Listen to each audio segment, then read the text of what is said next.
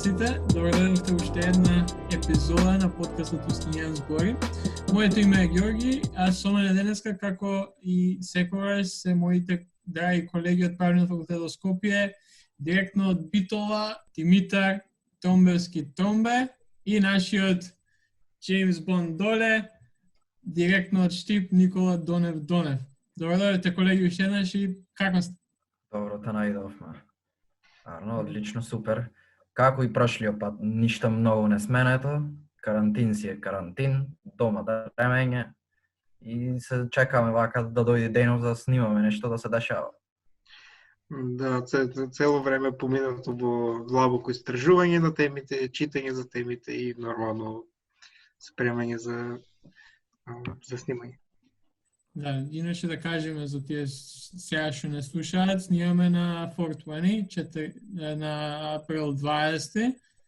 Уште сме у карантин.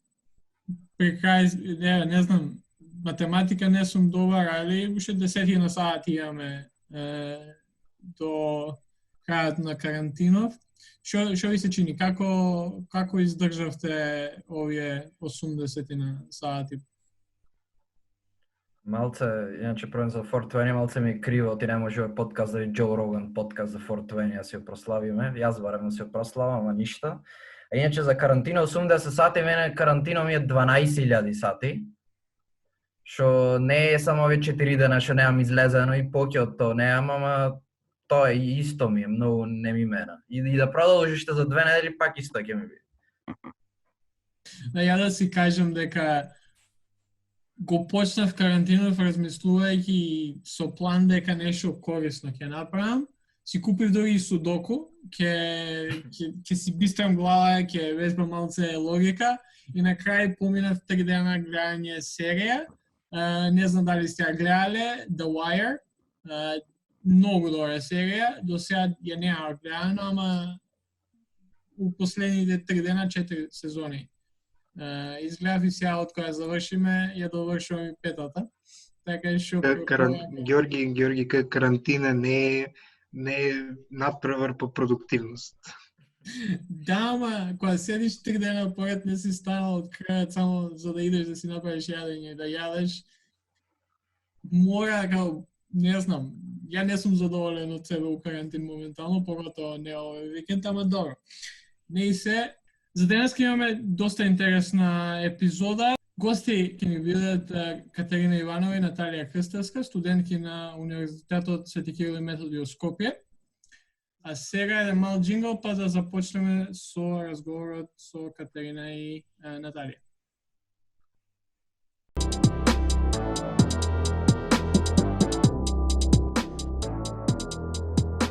Океј, здраво на сите.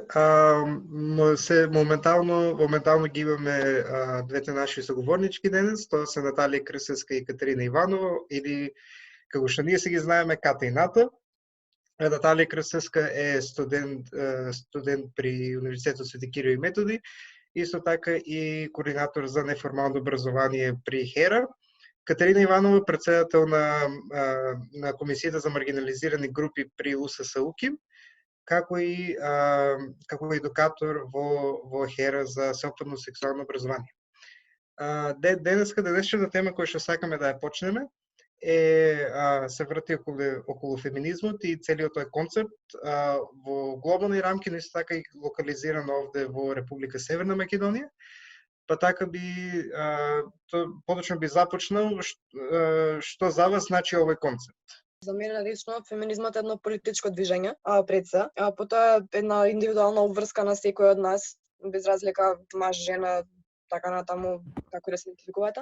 Исто така феминизмот за мене е вид на активизам кој го почнуваме од своите 4 џира и го носиме надвор. Исто и за мене е повеќе политичко движење отколку концепт. Сметам дека е многу неразбрано у општеството у кое што живееме заради некои други поборници за феминизмот, да кажеме. Ама сметам дека како политичко движење се боре за еднаквост на сите полови и родови у смисла на економија, социјално ниво, на политика, у секоја сфера од животот, дека сите без разлика како се идентификуваме, што сме, дали сме машко или женско, се залагаме за еднаквост. Да, јас лично феминизмот се согласувам од прилика, што каже дека е едно политичко движење за целосна еднаквост и еманципација меѓу родовите, но како што каже и Натали, се согласувам дека од некои одредени субјекти кои се идентификуваат со феминистичкото движење има барем од поголемиот број на луѓето има некоја погрешна слика добиено. Тој е едно од најголемите причинители е трендсетер од Америка, нели сите вести ги добиваме од таму и сите феминисти, што јас си ги нарекувам феминациња, што се борат за апсолутни глупости што немаат никаква врска со женски права и реалните права што се соочуваат жените и мажите сегде.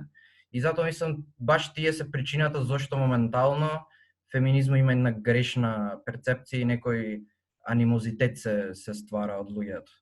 Али онај феминизам кој што е многу познат, да речеме, од 90-тите и 80-тите, кој што се бореше за поголема сексуална слобода на жените, за поголема достапност на контрацептивни средства и за апсолутна слобода на абортусот, тоа е барем тој вид на феминизам е кој што јас се самоидентификувам.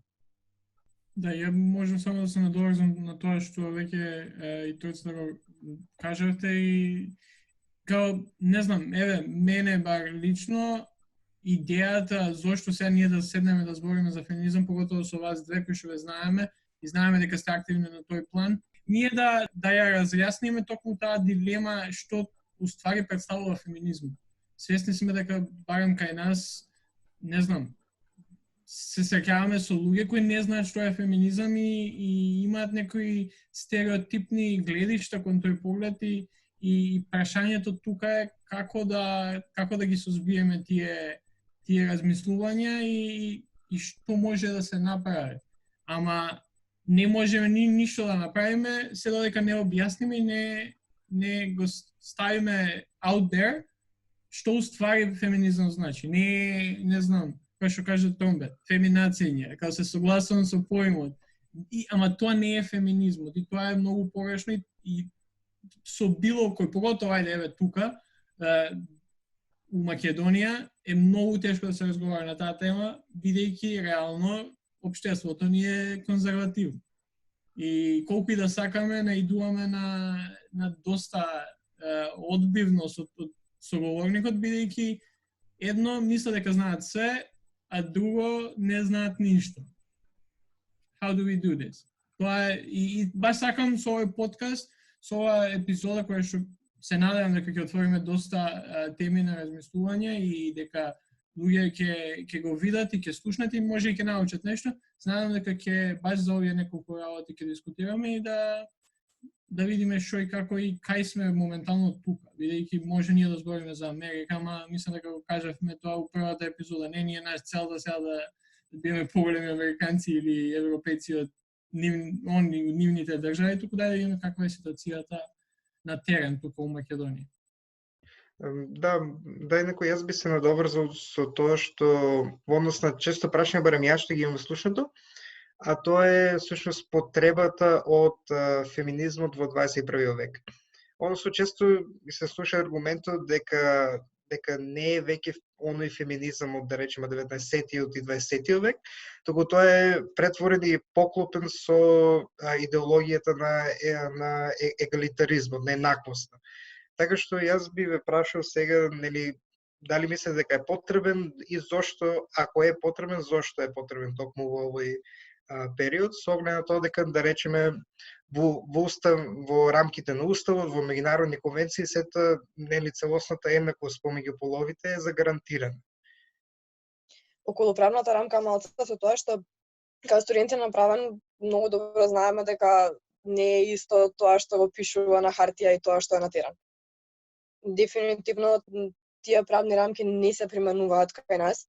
Значи, почнувајќи со стапките на домашно насилство. Има студии од ОПСА кои покажуваат дека секоја трета жена во Македонија е изложена на некој вид на насилство до нејзината 16 година. тука тој момент ударен каде што гледаме колку е потребен феминизмот. Уште пострашни се бројките, колку ствари тие жени не го препознаваат тоа насилство како насилство, што е толку нормализирано до тој степен. Тука уште еднаш влегува моментот зошто е потребен феминизмот. Понатаму фемицидот, кој никаде во законската рамка не се сретнува како таков, а многу стручни лица исто така од ОПС, во разноразни неформални средби, со правници од доменот на обвинители, суди и слично, заклучиле дека околу 70-80% од убиствата врз жени се токму фемициди. Нешто друго што би сакала да го додадам е исто со овој прашање се поставува и прашањето што ни фале. Што немаме, па толку се залагаме за феминизам, што немаме ние жените. И не е проблемот кои работи ги немаме, има толку многу работи што ги немаме, туку проблемот е работите што ги имаме. Например, како што кажа Кате, има огромна бројка на семејни насилства и сексуални насилства што се случуваат врз жени. Ама, тука имаме проблем и кога семејно насилство или сексуално насилство ќе се случи врз маж. Имаме една систематска дискриминација што се случува секаде во општеството, дали тоа ќе е МВР, дали тоа ќе е дома кај нас, дали тоа ќе е луѓето со кои што збореме, кога маж или машко дете без разлика ќе каже дека е жртва на сексуално насилство или на семејно насилство, или нема да му веруват, или ќе му се смеат, или ќе биде целосно игнориран, што е страшно. И тоа е исто така една од работите за кои што феминизмот се боре, тоест, не ќе да кажам вистинскиот феминизам, ама вистинскиот феминизам, не феминизмот што се боре единствено за проблемите што жените ги има. Исто така и знам дека ќе зборам и после за овоа, ама разлика у плати. Исто pink tax ќе го збореме после, и тоа е исто огромен проблем што го имаме, пристап до контрацептивни средства, пристап до абортус. Сите тие работи не засегат сите млади, дури и не само млади, сите општо ги засегат. И тоа се неколку причини зашо ни е потребен феминизам, а има уште многу што може да се каже. Сакам да се надоврзам со Ната малце. Ова примерот за насилството врз мажи, сексуално и домашно и секакво, е уште еден само пример зашто мажите како мажи треба да бидат исто така феминисти. Дека феминизмот не е само права на жените. Феминизмот е борба против патриархатот, кој сите не угнетува.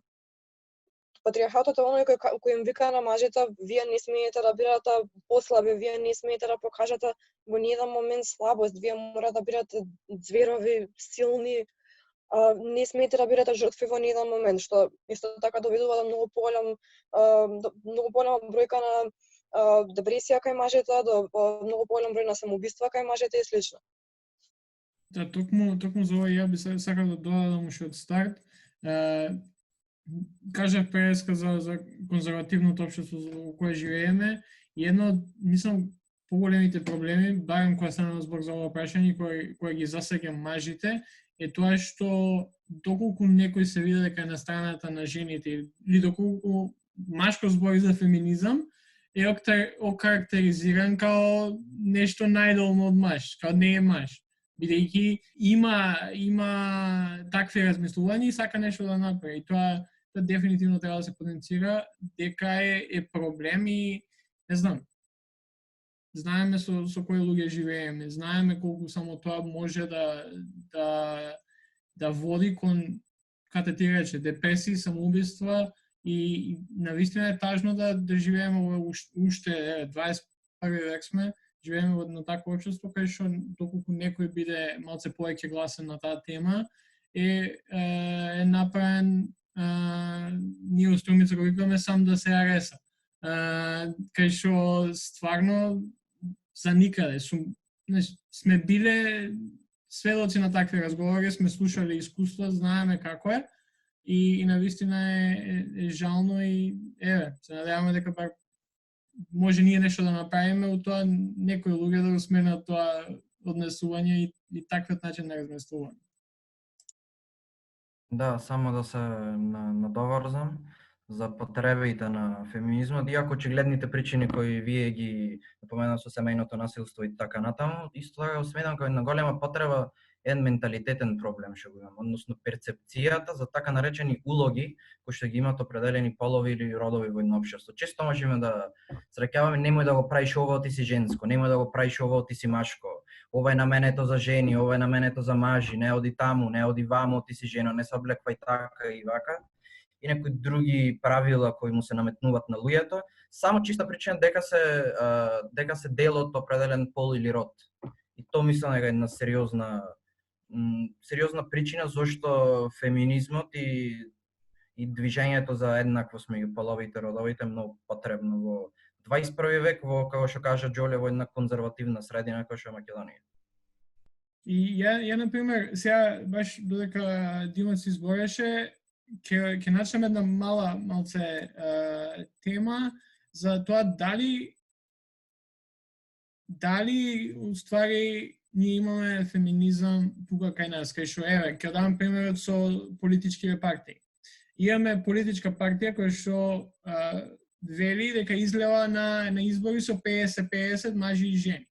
Но доколку ги анализирате истите листи на истата политичка партија, тоа е СДСМ, ќе видите дека во првите 10 места од секоја од изборните единици, скоро на секоја, освен во една или две, има 6 мажи и 4 жени, или може, мислам дека 6-4 е соодносно.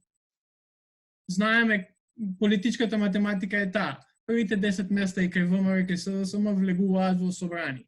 За жал така се знае уште од сега. Така што имаме, каква врска има важноста за феминизам со ова, кога гледаме дека едни пропагираат, ние сме феминисти, ние сакаме жени да влезат у собрание, ама уствари тоа име само некоја фронт за да не знам, за да луѓе уствари мислат дека се феминисти, а уствари ништо не прават. Да, инаку темата за жени во политика е тотално релевантна и ја дефинитивно би имал коментари за ова.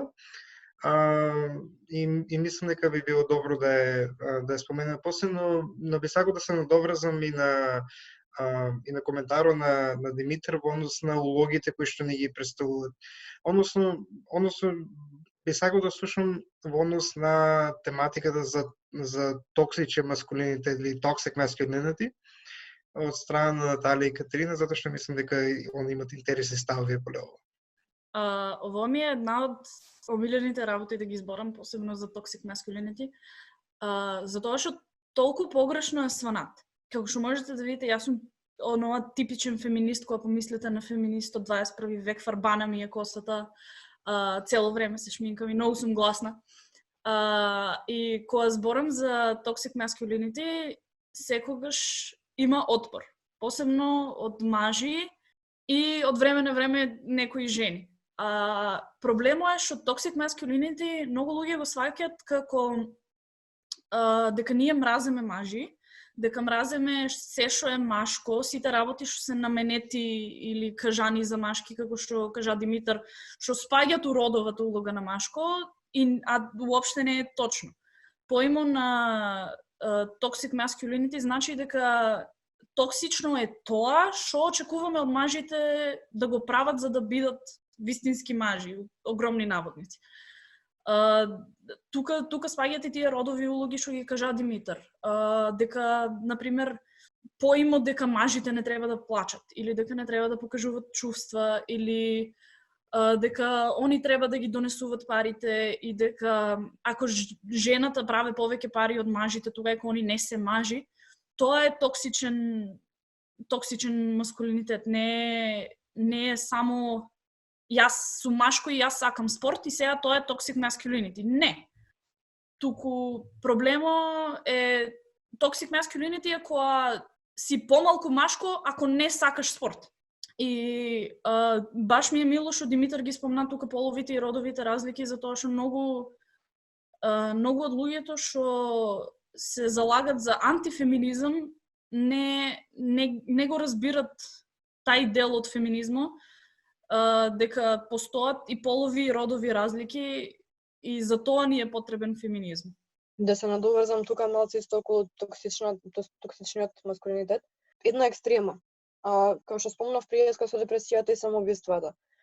Таму се изразува најмногу во бројки, во смисла на машкиот животен век по повеќето земји е многу пократок отколку женскиот.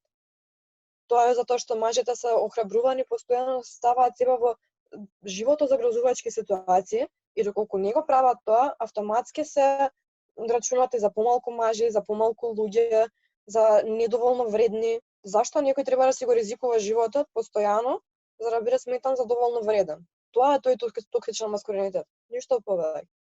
Океј, во однос на кога сме веќе овде кај улогите, нели се секако има рефлексии тоа во реалниот живот, не само на ова теоретско ниво, така што овде би отвори темата за познатиот wage gap, односно расцепот помеѓу заработувачката на мажот и жената, односно постои она популарна статистика дека на секој долар што го заработува мажот, жената заработува околу 80 центи, што е барем статистика во Америка, но реално се дека тоа не е светски проблем, не е само американски, така што и овде би сакал да слушам за вашите искуство овде во Македонија и доколку знаете што се случува. Последно истражување што јас го имам видено, а верувам дека има и некое поново, е од 2013 за Западен Балкан и кажува дека имаме најголема стапка на wage gap на Западен Балкан од 17,9%, што е огромна бројка со оглед на тоа што можеме, мислам, од прилика претпоставуваме и знаеме колку жени имаме у трудовиот маркет, знаеме колку од прилика жени завршуваат факултети без разлика дали се технички или не. Исто така, тие пари што жена би ги земала може да се единствена финансија у некое семејство. Исто така со овоа и се зголемува тоа дека мажите ги носат парите дома, мажите треба да ги носат парите дома.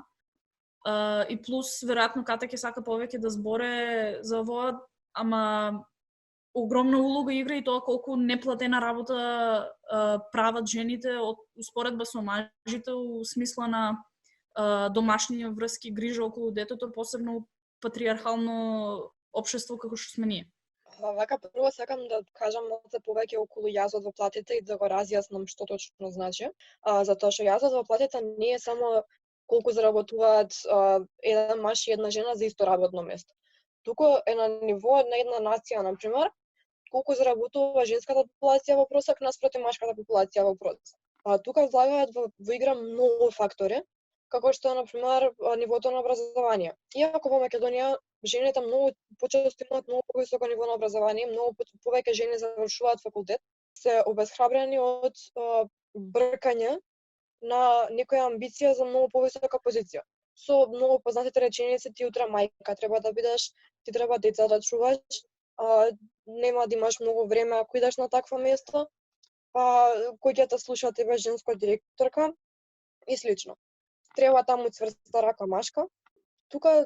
Баш тука во тие реченици лежи нашиот проблем. Не сваќаме колку ствари тие влегуваат во глава и колку ги обесхрабруваат жените да одат понатаму. И тоа се случува што од најмала возраст. Се обесхрабрени од одење во типично машки професии, примерно технички факултети што спомнанат. И дури кога ќе завршат повторно направен, иако не е технички, можеме да го земеме како пример на некоја професија што некогаш била типично машка, но сега да е во огромен процент студентки, има повеќе студентки отколку студенти, но сепак на највисоките позиции, најдобро платените, повторно гледаме мажи.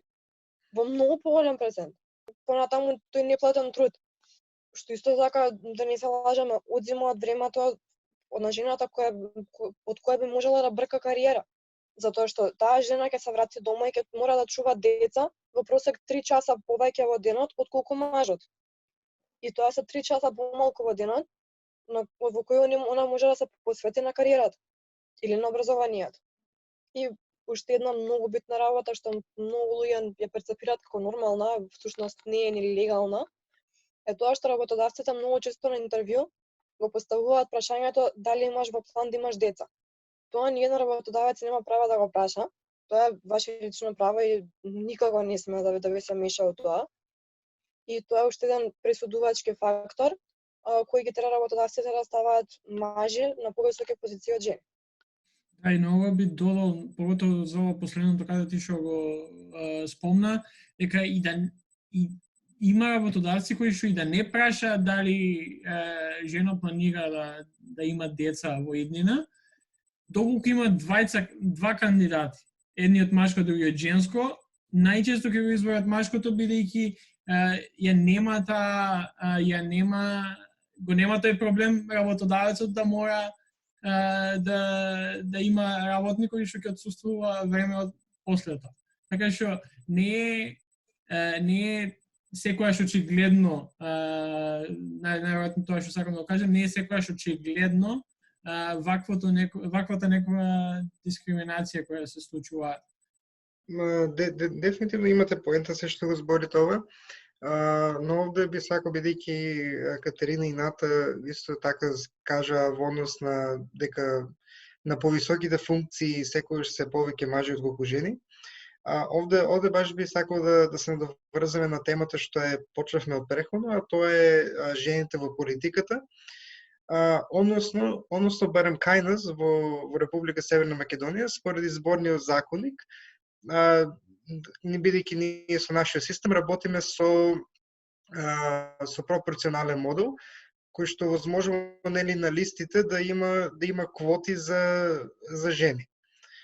Но многу често, барем и од она што јас сум го видел работејќи на тематиката, е дека кај нас партиите многу често многу тактички ги одбират мажите кои што ќе стоат на во првите листи, а секогаш кога ќе дојде она место за жена, стават било кој, чисто за да се пополни квотата. Така што мислам дека и во нашето собрание имаше као регионална иницијатива за зголемување на учеството на жени во политиката преку таа парламентарна дипломатија. Па овде би сакал и да ве прашам дали доколку има повеќе жени на власт или на повисоки позиции, дали е тоа добро за феминизмот или пак едноставно се продолжува на статус кво? Види, јас како поборник за жените да се охрабруваат да идат на повисоки позиции, да би ми било мило да видам повеќе жени на толку висока позиција. Не викам дека треба да бидат таму само затоа што се жени и сега да им го даеме тоа, апсолутно не. И мора таа магла околу квоти да се расчисти малце, дека тие квоти не постојат само за да се даде на било кој. Тие квоти постојат затоа што ако не постојат, реално ќе имаме само некои јаки бизнисмени кои што веќе имаме искуство на листите. Нема да има ниту една жена затоа што што бара она таму, она не е шармантна, не е харизматична. Она треба деца да чува. Без тие квоти реално ние би немале жени на листите. Или би имале можеби една-две. Секако во незначителен процент. Понатаму имаме многу позитивни примери на влади кои се доминантно женски. Еве сега имаме финската влада, например, која е една од земјите што е конкретна ситуација најдобро ја изракува и излезе еден победник у многу погледи, не само во однос на кризата со короната. Така да, би сакала да видам повеќе влади со повеќе жени. Јас сум далеко од правник. Студирам дефектологија, што има многу мало... Ната целото твое правничко знаење добиено од мене, така што... Точно, точно. Ама, не, мојата струка реално има многу мала врска со правото, ама само за таа сфера. Така да не можам да зборам специфично за тоа кои ќе бидат позитивните и негативните работи ако имаме повеќе жени во политика. Ама можам да зборам за дискриминацијата што жените у политика ја имат.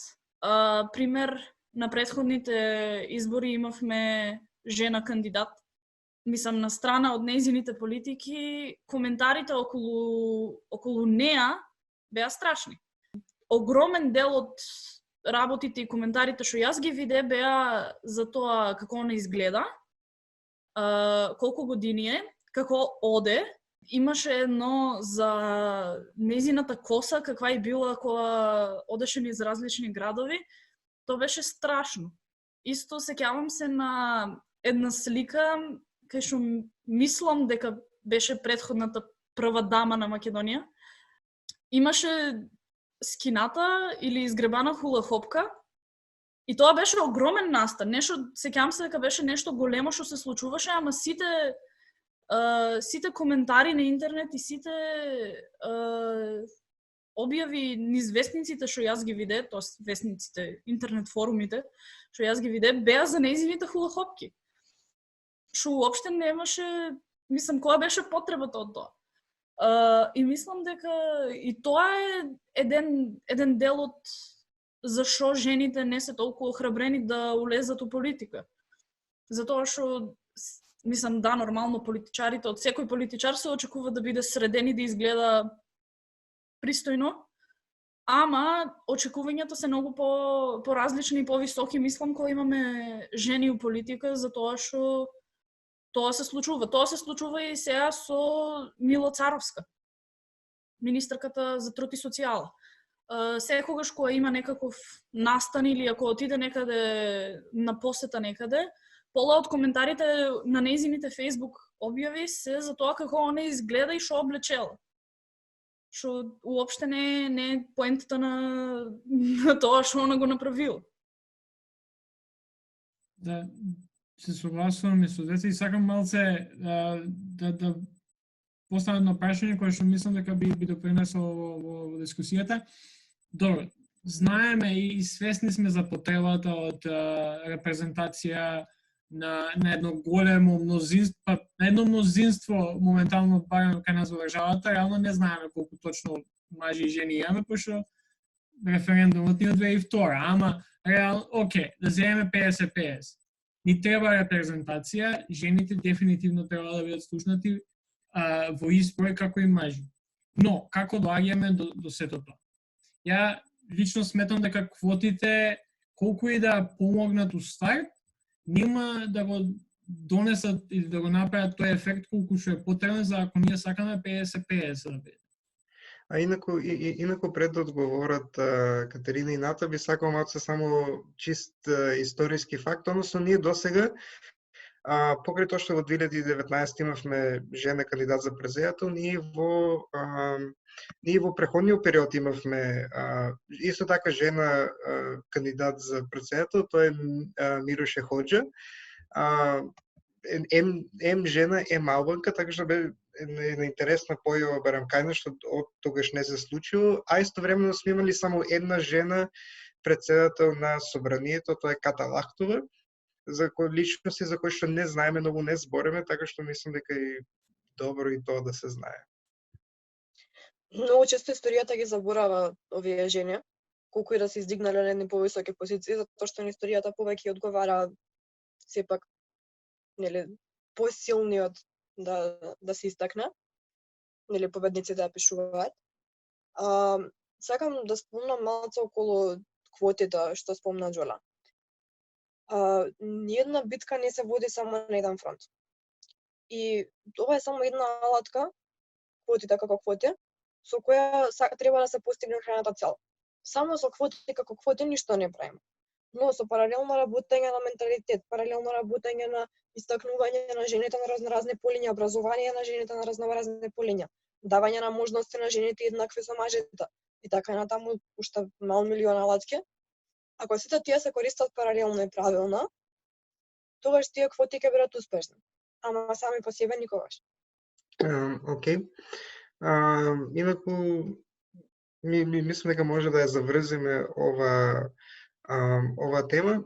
Понатаму бидејќи спомнавме за приходите кои што нели се различни кај мажите и кај жените, овде пак сакам да ја отворам темата за она што се вика pink tax, односно фактот дека одредени продукти кои што се промовирани како за жени или оние хигиенски продукти кои што се специфично за жените, се многу често продавани поскапо отколку некои стандардни продукти промовирани за мажи.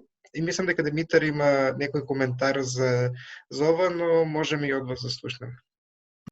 Да, само секунда малце да се надоврзам од претходно што разговаравме за жените во политиката и за квотите. Јас воопшто како сами принцип на постоење на квоти за шо и да било, на каква било основа сум многу негативно настроен, како пример квоти за одредена етничка или расна заедница за да бидат примени на определено работно место и така натаму. Во случајот со политика и парламентаризам многу поразлично го гледам, затоа што парламентот како такво тело мора да биде олицетворение на државата. И сега ние во државата и во светот ни е полно со пола жени, пола мажи. За тој парламент мора да биде отсликување на самата положба и ситуација во државата. Затоа мислам дека е фер, иако во најразлични работи квотите мислам дека се непродуктивни, ама во случај на политиката и парламентаризмот мислам дека квотите како 50% жени, 50% мажи се битни и потребни, затоа што тоа е олицетворение на државата и треба парламентот да изгледа како една држава. Што малце претходно, Џоле баш спомна за како ако имаш на интервју маж и имаш жена, најверојатно ќе примат мажот, пошто нели нема бремен да остане. И во контекст на парламентаризмот кај што нели се носат закони, многу е битно за тоа да се реши, што ние го немаме, ама во западни држави го имате, родителско породилно отсуство. Значи во случај ако се породи жена, и мајката и таткото во исти период за исто време да бидат ослободени од работа. Во тој случај им се прави правилна одлука затоа што треба и двајцата родители да бидат заедно со детето, и друга страна се затвора ова дупка на ќе озеа мажот пошто тој нема да ми избега од на работа, жената ќе биде бремена и на породилно отсуство. Така да има и принципиелна причина зошто ова треба да се воведи, има и практична причина, нели. И сега за pink tax сакам да отворам дискусија, пошто нели за тие што не знаат, pink tax е како разликата на цените на продуктите помеѓу некои продукти што се рекламирани како женски и некои продукти што се рекламирани како обични или машки. Што има многу примери, како најсмешен пример ми е едно пенкало најобично е 20 денари, да речеме, едно розево пенкало апсолутно идентично, само бојата е некој 30 денари поскапо. Што е тешка глупоштина. И ме интересира ваше видување за тоа што мислите, како може тоа да се спречи. Мислам дека нешто слично се донесе во Шкотска и исто така би сакал да разговараме за менструалните препарати, пошто се е сериозно скапи, колку што знам 200 денари дали една упаковка и така натаму, што е есенцијално нешто за една жена, а не е прашање на избор дали сака да го не се витамини, сакам да ги земам или не ќам да ги земам, туку морам да ги земам. И за тоа една дискусија како треба понатаму да одиме со тој проблем. Така прво се наоѓаат и поевтини улошки, не се сите по 200 денари. Ама, најбруталната форма на тој pink tax е баш токму на менструалните продукти, тоест продуктите за менструална хигиена. Тоа значи дека најчесто се однесуваат како луксузни добра. Мене тука едino не ми е јасно како нешто што ти е потребно третира скоро секој месец, да се рачуна како луксузно добро. Плюс јас би додадела дека иако менструацијата е почнување на репродуктивниот живот на телото, мислам дека тоа не е нешто што било која жена или девојче што има циклуси би сакала да и се дешава секој месец. Мислам не е пријатно уопште.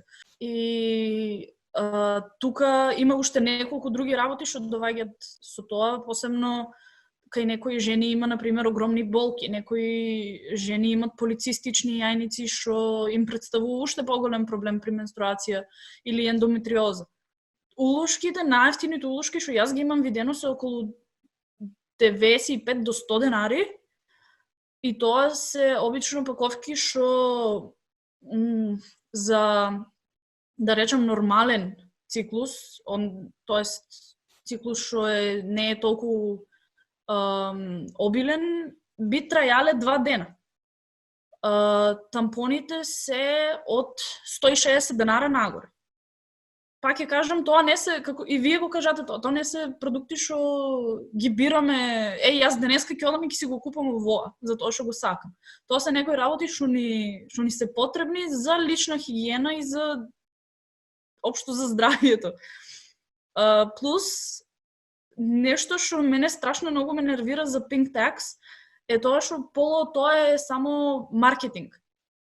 Пример, разликата помеѓу машките и женските бричеви е скоро и невидлива, иако многу луѓе ќе кажат дека машките бричеви се подобри, и јас би го кажала тоа.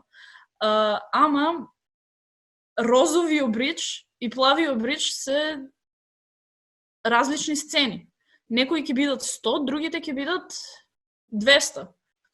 Да, бричењето не е нешто што е потребно или не е нешто што е, не ми текнува македонски збор за necessary, задолжително. Неопходно. Ама очекува се. Као, ако јас излезам сега у град у шорцеви со неизбричени или неиздепилирани нози, или ќе ми се смеат, или ќе ме малтретират. И фактички, мене тоа највеќе секогаш ме нервирало за Pink Tax. Мене се тоа ми е повеќе маркетинг. А ако го поврзаме со wage gap, жените што зимат помалку плата, фактички треба да плаќат многу повеќе за работи што се наменети за нив. И тука не ја гледам никаде смислот. Имаше баш статистика околу ова за кај нас каква е ситуацијата, дека отприлика 15% од жените и девојчињата тука не можат да се дозволат продукти за менструална хигиена и дека наместо тоа користат замени како весници. Што е една страшна слика за 21 век. Мислам, отприлика, вака што можам да израчунам моментално, најевтино што може да помине една девојка во месецот за менструална хигиена е околу 250-300 денари. Некои семејства работат по цела недела за тие пари и со тие пари си ја прехрануваат цела фамилија. Мора да престанеме да се залажуваме дека овие работи не се нужно добро. Да, и ја би се надоврзал, баш интересно може да се каже дека, не знам, знам дека ова се кажува, нели, за расизмот во САД, сега почнува да се кажува и за феминизмот во целиот свет, демек нема веќе, не постои, или и да постои во многу мала мера, ама од ова сега што ние го збориме, гледаме дека прво, жените немаат соодветна и немаат едноставно немаат представници во политиката, тоа е едно.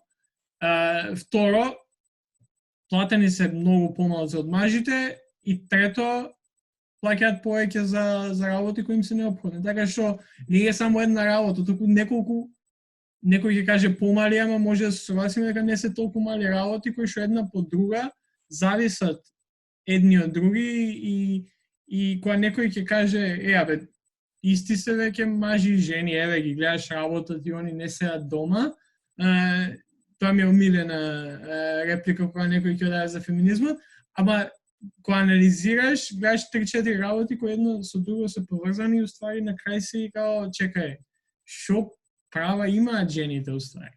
Мене многу интересен момент околу феминизмот ми е тоа што има една писателка, Ема Голдман, која има пишувано некаде почетокот на 20 век. Значи, правиме муабет пред 100 и кусур години. Она конкретно е анархофеминистка, која имала бурна историја баш поради нејзините размислувања и поради движењата кои ги поттикнала.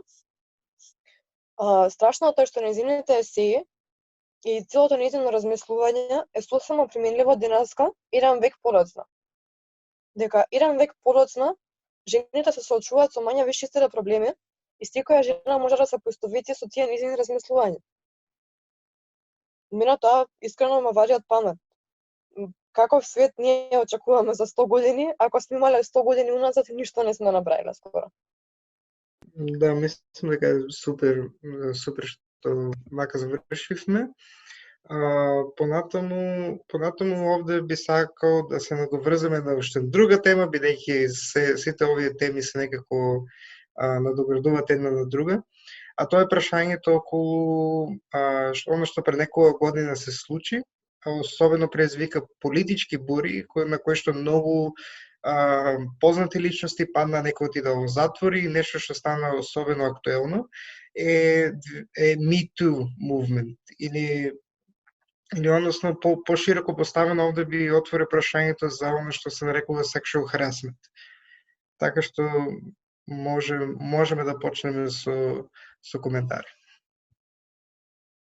Добро, ја пред да почнеме со коментари, ние дека сега правиме малце поразлична епизода од претходниве.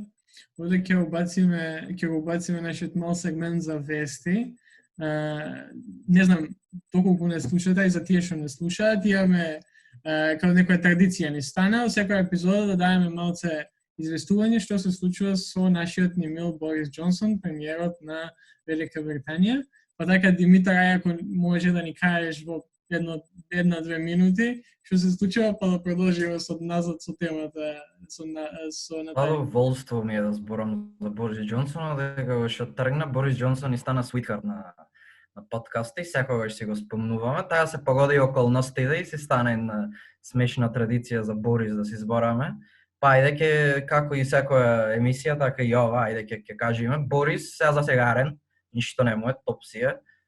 Излезе, колку што знам, од интензивното го кажавме, нема никакви други вести, освен мала тажна вест, тој за кој тажна, за мене малце срекна, што disapproval рейтинг му се зголемени за 2%, па сега ќе видиме, лично се надевам дека ќе се зголеми поќе од 2% и ќе си расти понатаму, ама ќе видиме што е тоа. Тоа ќе се одлучат британците како тој се справува, односно не се справува со коронава.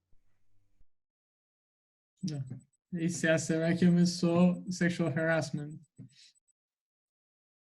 Добро, може едно, пошто sexual harassment е доста огромна тема, може да збориме до утре за тоа, ама мене највеќе што ме интересира е тоа како не знам, во почетокот да луѓето, поголем дел барем од популацијата беше со тој sexual harassment movement, тоест Me Too movement, ама како одминува времето, гледаме се повеќе и повеќе тенденција на другата страна, тоест на оние за кои што зборуваме, за конзервативната страна, да ја наречеме, ги обвинуваат жените за таргетирање на сите мажи. И, например, имаме сега ситуација да постои тоа верување дека не знам, жените ги таргетираат мажите и за било кој ќе кажат било што, само за да изгубат кариера, примања, позиција, било што. Така што, со ова да почнеме, после може и на други теми, подтеми по ова да продолжиме. Мито беше огромно движење во Америка, ама не остана само во Америка.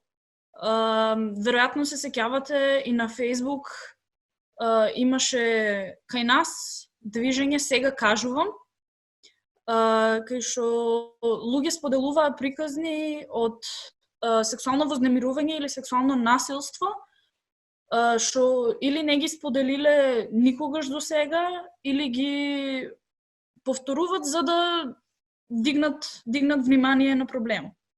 И јас го имам забележано истото како тебе, дека се повеќе и повеќе се излават мислења дека сите кои што учествуваат у Миту или Сега кажувам, го прават тоа само за да наштетат на некој или со цел за да се експонират они ако го кажат тоа против некој на висока позиција. Тоа многу беше популарно кога беше случајот со Брет Кавано, мислам, тоа беше популарното мислење, дека она тоа го кажува само за да добие популарност. Јас тука сметам дека луѓето уствари немат како да кажам, осет, немат представа колку е травматизирачко тоа искуство на сексуално вознемирување или сексуално насилство. И посебно сексуално насилство од некој што е или на некаква висока позиција, или е хиерархиски над нас. Затоа што низ едукација кој одеме, секогаш го кажуваме истиот пример.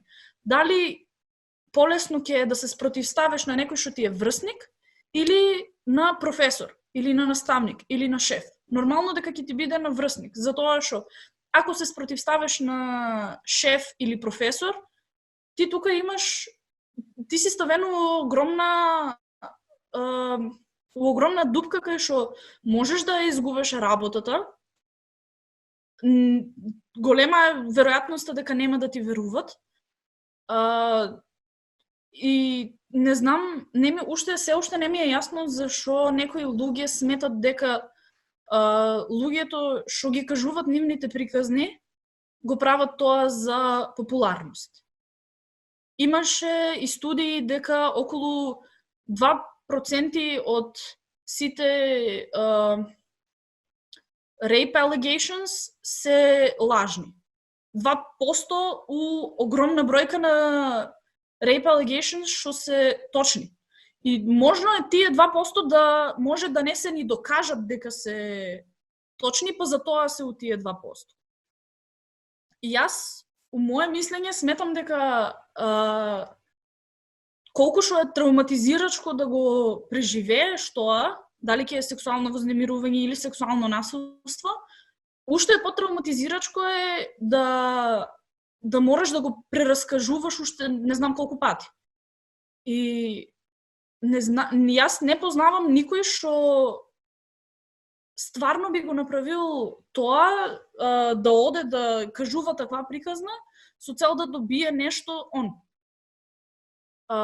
Исто имавме и герила акција кај што низ Скопје беа излепени плакати со зошто не пријавив. Пола од плакатите што јас ги виде беа затоа што нема да ми веруваат. И тоа играе огромна улога зашо некој нема да каже сега, ама ќе каже утре кога ќе види дека тоа може да се случи на уште 12 други луѓе. Кате? Сакам на еден начин буквално да ги изигнорирам сите тие што го плюкаат мито мувментот. Сакам да пробам да ги разберам. Од една страна, као, окей, неколку лоши примери во секое движење ќе направат као целото движење да изгледа лошо. Ама чим тие неколку лоши примери ги натерале да го гледаат целото движење на тој начин, онда ги дискредитирам автоматски. Извинете, ама ќе бидам буквално брутално искрена. Ова е едно од најхрабрите движења што сме го виделе, можеби у последниве, не знам што јам следано историја вака на вакви феминистички движења, можеби едно од најхрабрите. Со тоа што прво самиот систем не ти дозволува ти како жртва да бидеш барем малце заштитена или утешена. Со тоа што барем кај нас нашиот цело систем на полиција, судови и слично, се уште не чуле за снимање на изјава, па ти мораш постојано своето сведоштво да го прекажуваш мал милион пати, што е само по себе огромна травма.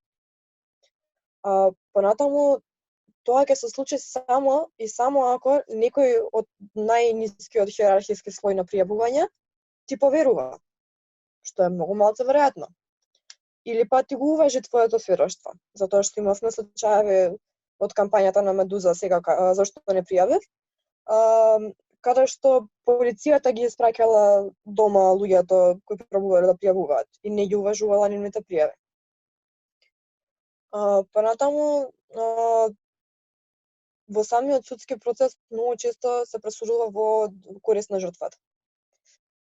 И тоа се само многу мал процент од случаевите кои стигаат до таму. Мислам дека прочитав дека околу над 90% воопшто не се пријавува. Што е една страшна бројка, затоа што прво кој шета меѓу нас? Да почнеме со тоа. Понатаму колку тие жртви мораат да живеат во таа траума доживотно, постојано да ја преживуваат, со тоа што не добиваат никаква системска поддршка. Никаква. Тука не збориме само за правна или полиција или било што, збориме за психолошка. Има, ќе спомнам и сервиси тука на разноразни навладени кои што нудат бесплатна правна помош, бесплатна психолошка помош, но ретко и кои жртви се дрзнуваат да отидат таму. Да се надоврзам на тоа што кажавте, како прво со Наталија тоа што кажа за таргетирањето на мажите и злоупотребата на пријавувањето за сексуално насилство, дека јас мислам дека тоа не е некој сериозен проблем, дека што кажа 2% се во прашање и тие 2% се можда некои што не можат да се докажат. Но на друга страна, ако гледаме преку македонското законодавство, сексуалното насилство, поготово на работното место, товарот на докажување е поставен на тој што е обвинет. Значи, во тој случај ако е дојдено до злоупотреба, ќе треба жртвата да направи определена околност дека се случило тоа нешто, па да може потенцијалниот злоставувач да се брани. Значи, ако е измислено некој сценарио, нема да дојди до таква околност за таа да кажи, или тој, не е битно, дека некој го сексуално го злоставувал. Така да мислам дека не е некој сериозен проблем злоупотребата кој што треба многу да се секираме во однос на MeToo мувментот. MeToo е многу добра работа затоа што еден сериозен проблем кој што претходно не се размислувало, не ни знаеле голем дел дека постои, излезе на виделина и многу битно се разговара за такви работи. Секако самиот почеток на MeToo и како се одвивало се со многу позитивно изненадени, треба да продолжи. Но имам една мала критика кон MeToo мувментот со едни најскорешни случувања што се однесуваат до америчка политика, тоа е со Џо Бајден. Пред скоро време Џо Бајден беше обвинет дека сексуално злоставил практикантка или вработена него во времето додека бил во Сенатот. И секогаш сме во ситуација на кај што MeToo има, нели, не сака да биде Доналд Трамп, а сака да биде Џо Бајден, и идеме до ситуација кај што MeToo моментот апсолутно ни збор не кажа за тие работи. И тука малце сум разочаран затоа што да, јасно ми е зошто неки Доналд Трамп да биде председател, јасно ми е зошто да негде сака да биде Џо Бајден, но сепак има некои принципи за кои што не треба да се заќутат и без разлика колку се согласуваат или не се согласуваат политички со субјектот во прашање, треба некои принципи да бидат на самиот врв. Да, и тука мислам дека лежи голем проблем, поготово кога збориме за Америка, за жал мора да збориме за Америка во контекст, бидејќи едноставно сите гледаат таму. Тоа е примерот. И да се Bad Apple, сите го земаат тој пример, бидејќи се најрепрезентативни, поготово целата Холивуд сцена. Сега, проблемот, како што кажавме, не е фактички, пошто фактички, ако е, уопште не е проблем дека сите жени ги таргетираат мажите, бидејќи не постои. Проблемот е како тоа се представува во медиуми. И ја тука додуша не ни укривам другата страна, бидејќи самото тоа доаѓа од големите светски медиуми кои, како што кажав и преска, примерот со нашава партија, кои што се покажуваат феминисти, ама уствари у суштина не се.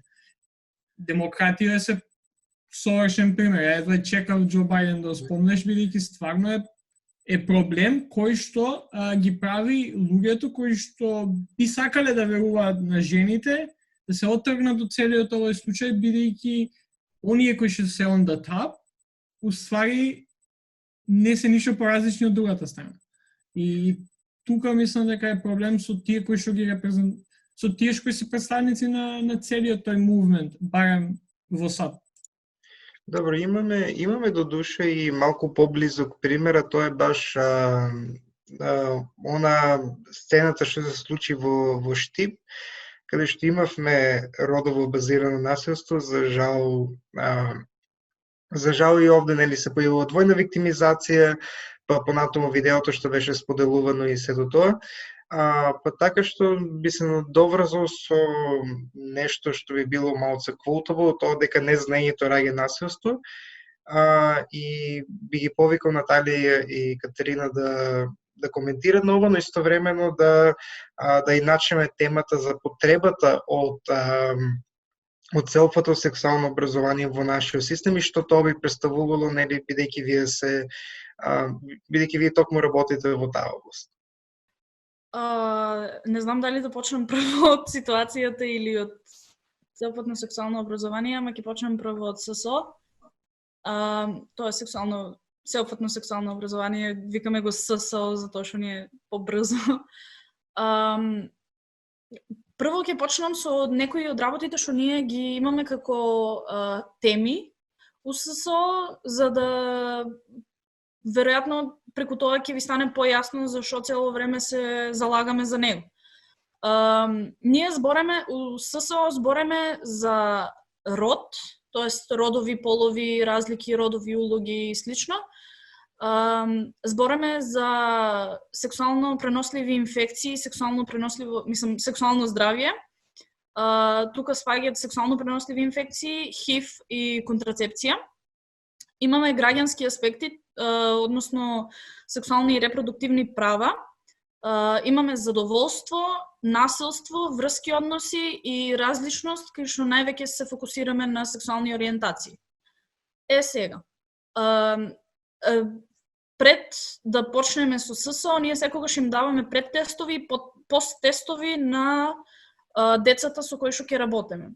Тоа е повеќе за да видиме со какви ставови и знаења они улават и дали нешто ќе се смене или дали нешто ново научили.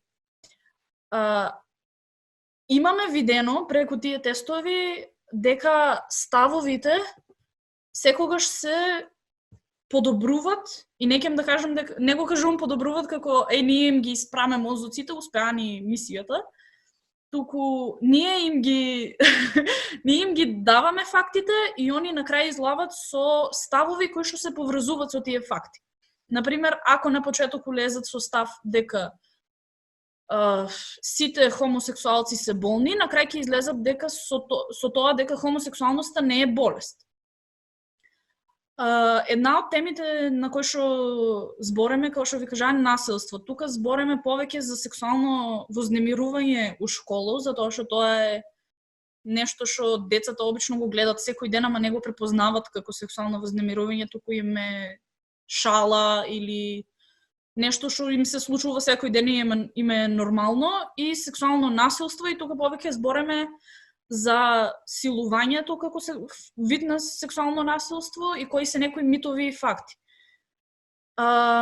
Една ситуација што највеќе излава на овие часови или едукации, посебно за насилство, е таа двојна виктимизација. И тука ние како пример го користиме тоа препраќање на слики, што се случува секаде и верувам дека и вие сте го виделе у вашите школи или на факултетите. И тука децата се секогаш као, ама добро, ако не сакале да им излезат сликите, не требало да ги праќат. И истото се случи со видеото што беше од девојчето у Штип, кај што ја тепа. После, мислам, на крај излезе дека тоа видео било старо веќе 2 месеца. И после тоа видео се расшири страшно многу.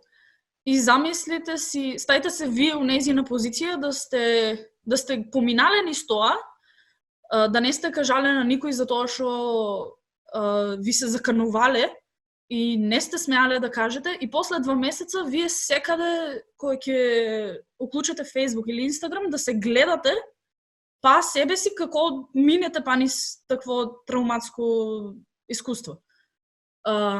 и у коментари да гледате, да, они се криви, ама сигурно и она нешто направила за да се десе тоа. Тоа е нешто што се случува многу. И е жално колку многу се случува и колку многу никој не реагира. Ама нешто што го гледаме после секоја едукација е кога ќе ги ставиме децата, замисли си да си ти у таа ситуација, одма се предомислуваат, одма се као, епа да, не ќем јас да бидам у таква ситуација, нема да ми ја убав. И на крајот сите излават со тие ставови дека тоа не е правилно. Што значи дека имаме уште една група на луѓе кои што кога ќе се сретнат со такво видео или со такава слика, ќе ја пријават, а нема да ја споделуваат уште повеќе, затоа што знаат колку е сериозно. И ова е еден од многуте примери што ги ние како едукатори ги имаме, затоа зашо ССО е важно посебно у тие клучни години што се 8-9 оделение, 1-2 година средно. Ова е само еден дел од она што го покриваме ние како едукатори во ХЕРА преку СС. Оваа програма е буквално, мислам дека една од најкорисните за едно дете, за еден млад човек, адолесцент, буквално и за студенти. Ја препорачала од сестрица, со тоа што се бави со теме што навистина ти сутра потребни. Се бави со теме за кои вместо да се јавиш на другарка ти што еднакво не знае колку тебе у 4 сати се бајла со плачење, затоа што не знаеш што да правиш, затоа што си утнала работа со контрацепција и така дале, ќе знаеш што да правиш. Можеби дури ќе ја превенираш таа грешка. И тоа се многу чести ситуации, ние не сме ни свесни колку се тие ситуации всушност чести. И понатаму исто според мене, освен насилство, една од темите кои се најважни, кои ги покриваме, што имам видено најмногу влијание, сите се важни, ама што вака на мојата возрастна група, можеби малку постари, сум видела да има најмногу ефект, била токму контрацепција. А контрацепцијата кај нас, не знам, искрено не знам дали знаеме баш колку е ствари недостапна, непристапна, тотално веќе демоде и така натаму. Тие трендови што ги има за контрацепција во Европа, например денеска, ние не можеме ни да ги сонуваме во следните 50 години. Буквално не можеме. Ние сме застанати пред буквално 50 години во однос на контрацепција и не сме мрднале. И тоа е една ужасна грешка за ваква земја како нас, што прилично не е економски силна и не може да го издржи тоа. Понатаму, пристапноста и достапноста на контрацепција, што групата на ХЕРА млади, тоест младинската група на ХЕРА, напише документ за политика баш на темава, кој може да го прочитате на сајтовете на ХЕРА. Баш се бави со оваа тема и колку всушност има голем проблем со контрацепцијата во оваа држава, од ниво на образование до ниво на пристапност и достапност. Тука би сакала да дадам пример за колку е смешна ситуацијата со контрацепција во Македонија. Кај нас имаме достапни само 3 методи на контрацепција: кондом, спирала и орална контрацепција или апчињето. Малку по лево од нас у свето, ако прашате било кој за овие методи, тие се веќе стари.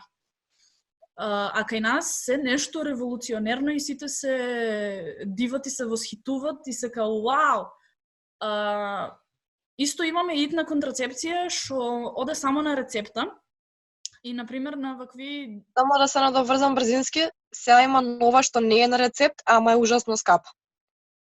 Со тоа што е 1400 денари едно парче и бидејќи не е на хормонска база, не оди на рецепт.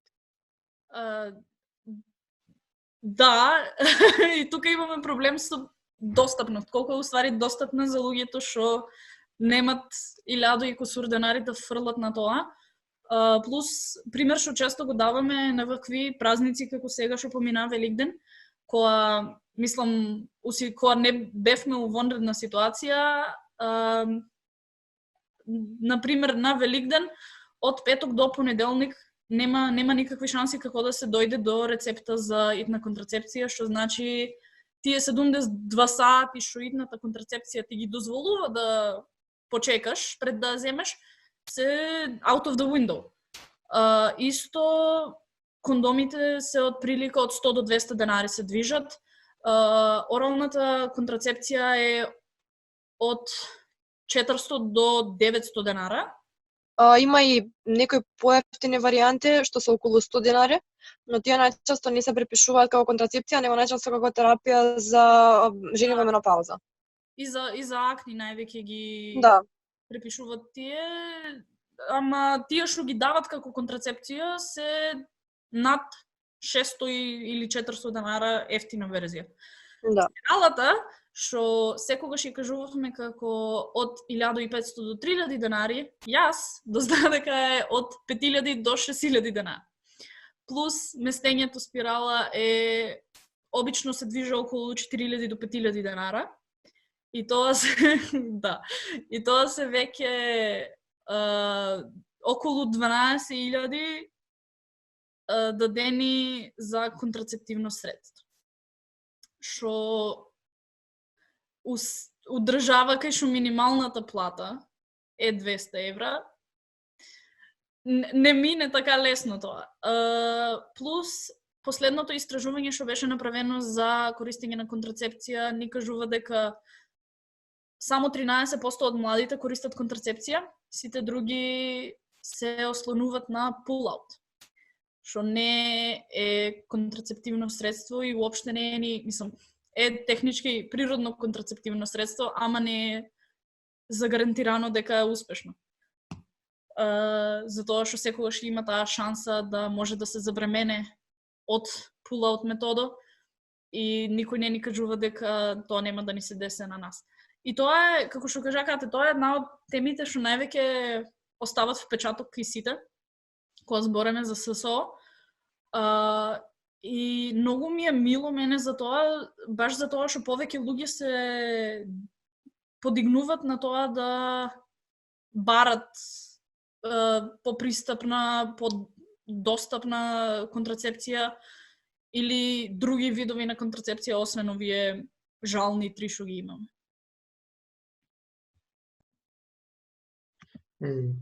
Да, дефинитивно.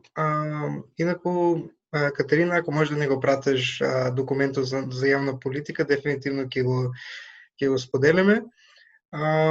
Односно, доколку некои други немат коментари, овде би ја завршил дискусијата. Мислам дека беше обемна, беше интересна, така што се надеваме дека за некои други работи понатаму ќе сте тука да разговараме.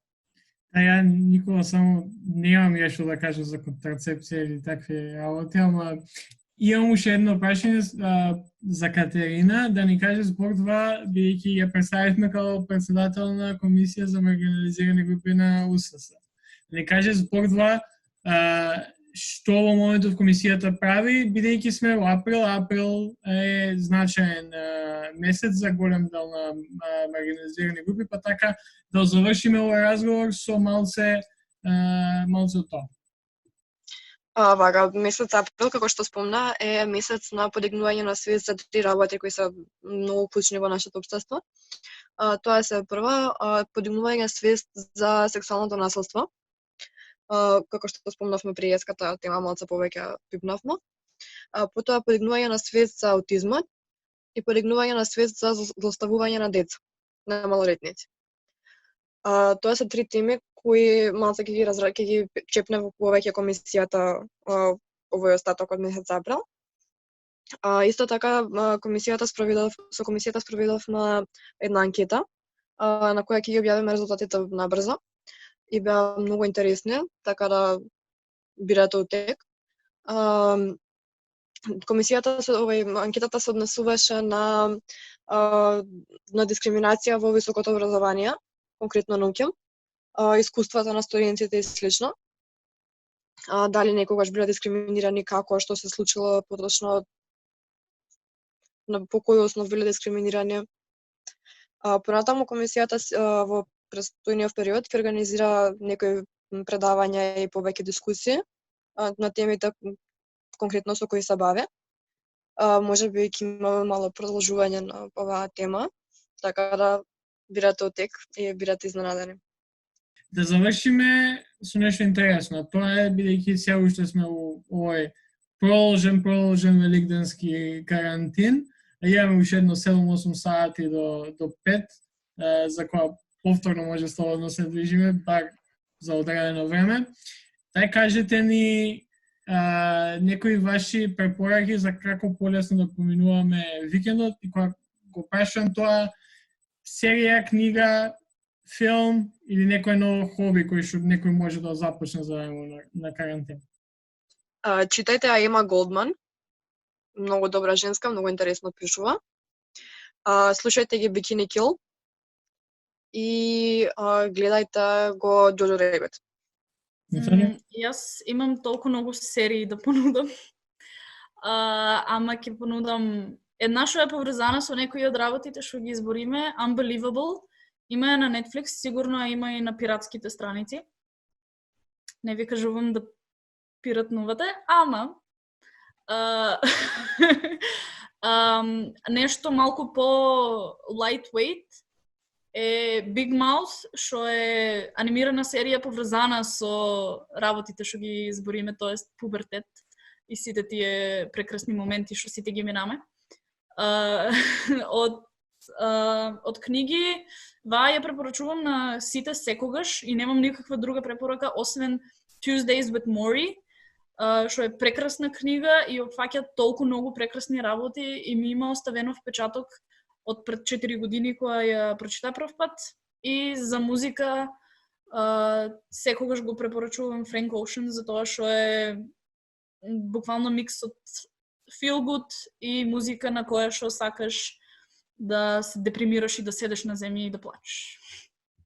Да, ја уште еднаш ќе повторам мојата препорака, тоа е The Wire. Стварно добра серија која што е 3 дена ја бинџам. Никола, Димитар, ви имате некоја препорака пред да се одјавиме? Препорака немам, бидејќи не гледам многу серии или филмови. Дефинитивно за тие што го немат слушано поточно, бидејќи ова е мюзикл, нема да престанам да го препорачувам. Тоа е Hamilton, an American Musical. Мислам излезе, 2015 или така некако, но толку е добар, вреди да се инспирирате од него, така што give it a listen.